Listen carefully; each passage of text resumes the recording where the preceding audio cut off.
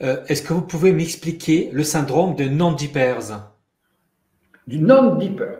Alors, un dip, hein, en anglais, c'est justement cette chute, cette différence entre la pression diurne et la pression nocturne. Quand vous dormez, ça tombe. Alors ça s'appelle un dip.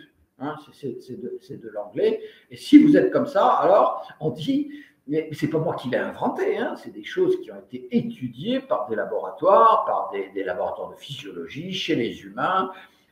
C'est très connu, mais c'est très connu par une petite catégorie de médecins. Et comme évidemment, ça ne va pas dans le sens d'une, si je puis dire, d'une surconsommation en médicaments, bon, bah, c'est plus ou moins négligé dans les grands congrès, etc. Mais pourtant, c'est très bien décrit par des gens très intelligents. Voilà, si vous avez un dip pendant la nuit, vous êtes un dipper.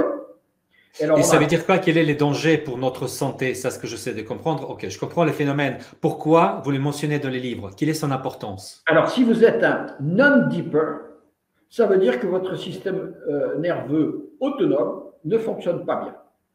Et si votre système nerveux autonome ne fonctionne pas bien, alors vous avez aussi une dysfonction de votre endothélium et vous êtes à risque de faire des thromboses, des caillots.